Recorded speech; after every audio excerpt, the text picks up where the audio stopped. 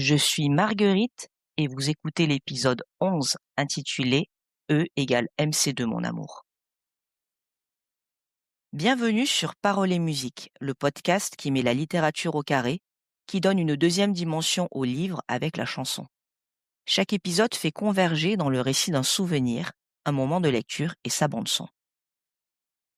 Dans cet épisode qui aurait pu aussi s'appeler Teen Spirit, ou J'ai 10 ans, je vous propose d'emprunter une machine à voyager dans le temps. D'abord, je me suis demandé quel serait le livre que je pourrais me remémorer en fermant simplement les yeux, sans avoir besoin de le relire, mais non sans me priver du plaisir de le parcourir de nouveau, même et surtout à la faveur d'un épisode de podcast. Ce livre dont je pourrais parler longuement, dont les moindres détails me reviennent, n'a rien d'une prescription académique et s'avère même particulièrement éloigné de mon état, de ma condition actuelle. Paru en 1977, je l'ai lu au début des années 1990 et la bande-son de l'époque, c'était ça.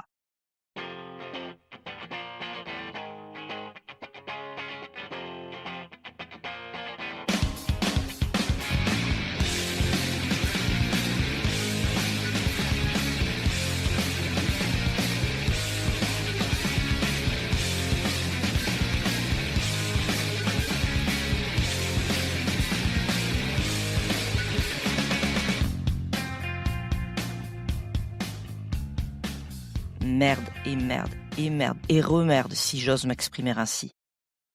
Tout préparé, tout impeccable, avec les excuses, tout minutieusement réglé et 24 heures avant, crac, la tuile. Je prenais le train de 14h07. À 14h20, j'étais dans les banlieues et il m'attendait à la gare comme l'autre fois, avec son sac de sport, son vieux jean sans sas et en longeant les palissades de la voie ferrée, on arrivait au stade. Ces endroits sont extraordinaires. Ils sont pleins de mâches-fer et dès qu'il pleut, les caniveaux sont moirés parce que le gasoil ressort. Poésie des faubourgs, j'adore. Là, j'assistais à l'entraînement. J'aime moins le football que le rugby, mais enfin, il faut bien s'y faire. Je suis devenue sa supportrice. Daniel est pas mal comme joueur. Il fait un peu léger dans son petit short, mais il a un joli shoot du gauche. C'est pour cela qu'il devrait jouer à l'aile droite. Lui prétend être un avant-centre et on en a discuté longuement. En tout cas, je suis bien sur mon banc de tribune. Un peu froid aux oreilles, mais je ne déteste pas. Et puis quand il descend, balle au pied, à toute allure, avec 11 malabars dont certains sont 3 fois plus gros que lui, qui lui tombent dessus, j'ai la température qui monte à 40 d'un seul coup. La fois dernière où il a fait une cabriole parce qu'une brute l'avait poussé, j'ai cru que j'allais prendre feu. Après le foot, on va se balader, parfois jusqu'aux berges de la Seine, du côté du pont de Beson, là où c'est plein de ferrailleurs. Ce sont des coins à péniche, c'est comme des ports. À Gennevilliers, il y a des docks, des îles avec des cabanes à clochards, des petits jardins gris et des cités qui poussent autour des grues. Il y a déjà presque un air plus large comme à la mer. Et parfois des mouettes viennent jusqu'ici, elles passent sous le pont, rasant la Seine. Et tout cela à 20 minutes de chez moi. Kay ne sait même pas que ça existe. Donc normalement, là, je devais débarquer à la Garenne, et hier, Kay m'a fait sa bouche sucrée. N'oublie pas que demain, nous passons l'après-midi au Pen Club. J'avais oublié le Pen Club. Le personnage de Kay est la mère de Lorraine, la narratrice qui vient de jurer. Elle n'est pas la seule voix narrative de ce livre puisque le récit fait alterner les chapitres racontés par Lorraine avec ceux racontés par Daniel Michon, l'autre narrateur et protagoniste de cette histoire de Patrick Cauvin, E égale MC2 mon amour. MC2, MC au carré. Ce titre qui fait lever un sourcil est en réalité la toute dernière phrase du livre, celle que Daniel hurle à Lorraine avant d'en être séparé. Il est français et franchouillard, mais pas autant que son propre père qui n'est allègrement pas épargné par les piques du fiston banlieusard en pleine rébellion.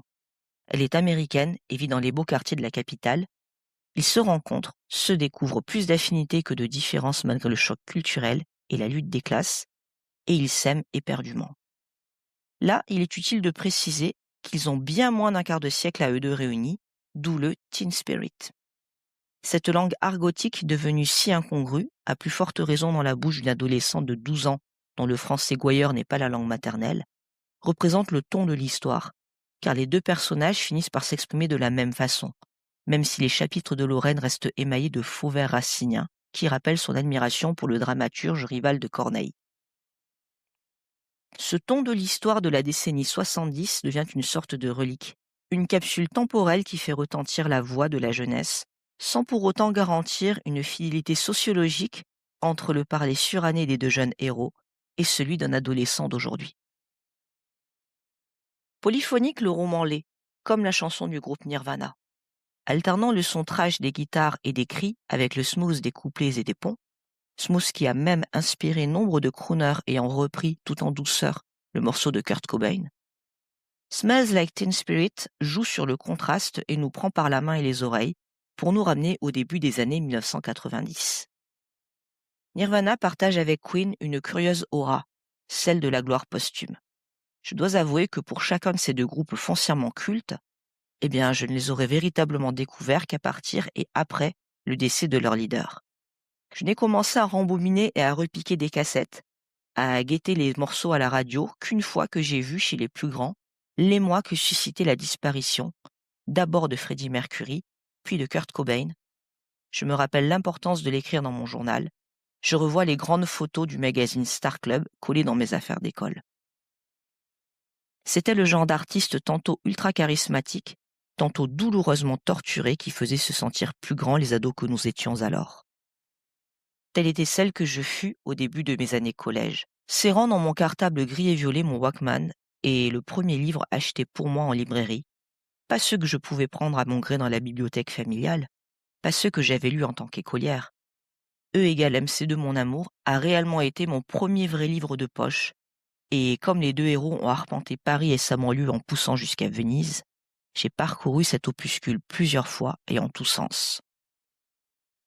Il s'agit donc d'une histoire d'amour, narrée en direct alternativement par Daniel et par Lorraine. Et il est étonnant de concéder que l'on n'a jamais l'impression qu'il s'agit d'enfants, de vieux enfants aux commandes du récit. Lectrice du même âge que les héros, je ne me reconnaissais pas en eux. Trop citadins, trop effrontés, trop iconoclastes et il est vrai dans une époque qui n'était plus tout à fait la même, ou plutôt la mienne. Feuilleter ce livre, c'est comme revoir le film La Boum. Quelle que soit l'époque, on mesure bien que les choses ont changé, mais on s'y sent immédiatement à l'aise. On accepte le miroir de la jeunesse qui nous est ainsi présenté. Il va sans dire que je ne retrouve pas non plus les adolescents d'aujourd'hui, ceux que je côtoie au travail depuis une vingtaine d'années, et qui ont toujours le même âge, alors que le mien ne cesse d'augmenter, et que l'écart se creuse de plus en plus au fil des années scolaires. Rien ne ressemble moins à un élève de 6e qu'un autre élève de 6e. Ils n'en sont pas tous au même point de leur croissance et de leur puberté. Ils ne jouent pas au même jeu et certains y ont même déjà renoncé. Ils ne se préoccupent pas de la même manière des choses de l'amour. Sur le spectre de la maturité, pour reprendre le langage d'alors, Daniel et Lorraine sont considérés comme des surdoués. Lui est vif, curieux, impertinent et particulièrement cultivé, notamment sur les films américains. Elle est une sorte de génie féru de théâtre autant que de calcul intégral. C'est aussi une caractéristique non négligeable de leur singularité, chacun séparément et ensemble. Le phénomène couple bête de foire n'est pas loin, même si leur relation reste pour leurs parents respectifs longtemps clandestine. Ils ont chacun une grande tendresse pour leur meilleur et meilleur ami, pas vraiment faire valoir, mais un peu alibi parfois. Ils se sentent différents certes, mais pas foncièrement supérieurs aux autres jeunes. Alors, que font exactement ces deux jeunes personnes? Dans la France de Giscard, oui, cela ne nous rajeunit pas, même si l'on est millénial du siècle dernier, ils se rencontrent et rapidement sortent ensemble. Je sais que cela se dit toujours, partagent leurs mésaventures scolaires lorsqu'ils se voient, se retrouvent au cinéma, avec ou plutôt sans carte d'identité car ils sont encore vraiment très jeunes, accompagnés de l'ami long des fils du projectionniste qui les invite sans passer par la caisse. Les amoureux désireux de mettre à profit leurs aptitudes entreprennent aussi d'écrire un livre, Danny et Laurie, qui ressemblerait peu ou prou à celui dont nous parlons. Certaines pages ont une poésie de l'entre-deux qui n'est ni la spontanéité de l'enfance, ni le regard de l'adulte, et la voix de Daniel, la sienne surtout, a eu le pouvoir de faire voyager la petite fille de la campagne qui découvrait ainsi la capitale, et qui peut-être grâce à ce livre n'a jamais trouvé le monde ni trop grand ni trop petit.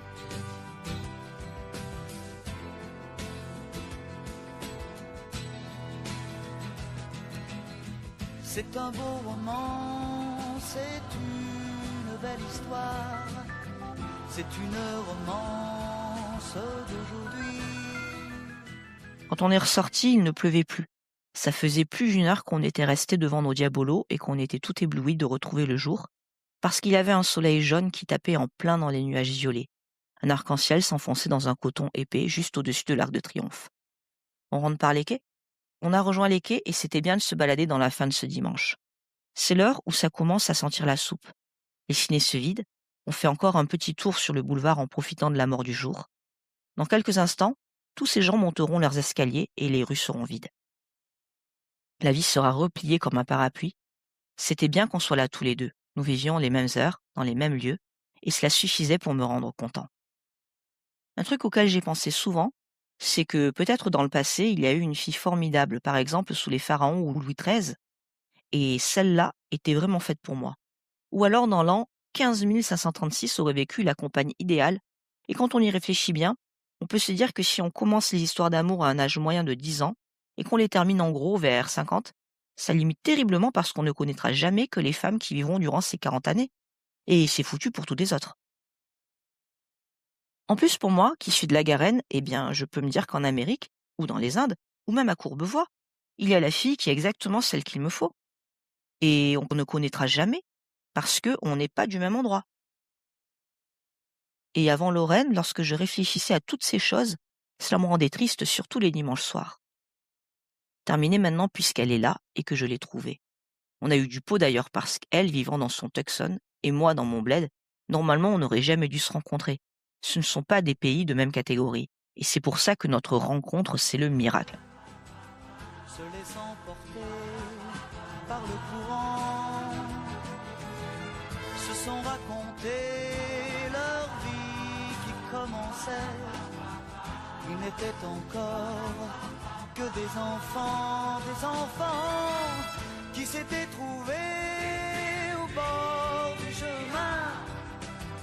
Sur l'autoroute des vacances, c'était sans doute un jour de chance qui cueillirent le ciel au creux de leurs mains.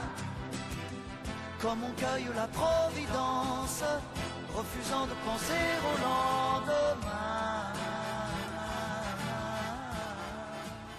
Leur histoire d'amour devient extraordinaire lorsqu'ils décident de s'échapper à Venise. Ils se mettent en quête d'un chaperon. Ce sera le vénérable Edmond Julius Santorin, retraité un peu mythomane qui raconte à qui veut l'entendre qu'il a voyagé partout et longtemps et qui ne sera décidément pas trop difficile à convaincre. Il leur faut de l'argent. Ni une ni deux, Daniel participe à un jeu télévisé et empoche un gain. À 11 ans, oui. Et Lorraine va demander un ordinateur à son père pour boursicoter. J'avoue, la critique réaliste ne m'avait pas effleuré l'esprit. L'amour est surtout pour eux l'occasion de vivre des moments qui dépassent ce qu'ils sont à cet instant de leur vie, et la fugue, en forme d'escapade, devient la transgression suprême. Lisez ou relisez cette buette pour retrouver votre teen spirit, pour se rappeler la période où il était bon de tout faire pour ne jamais ressembler à ses parents. Le livre a été un succès et Patrick Cauvin a même écrit une suite, Pythagore, je t'adore. Autre décennie, autre siècle, dont je n'ai pas voulu m'emparer pour conserver toute la magie intacte. Je dois cette suggestion à ma professeure de français de 6e, bonne fée rigoureuse et grunge aussi à sa manière, qui avait lu ma fiche de lecture. Que reste-t-il alors de mon teen spirit? Je suis désormais mère d'une préado qui vient tout juste de fêter ses 10 ans et qui, par la liste des prénoms de sa carte d'identité, à une lettre près, à un E près, ressemble un peu à l'un de nos deux surdoués.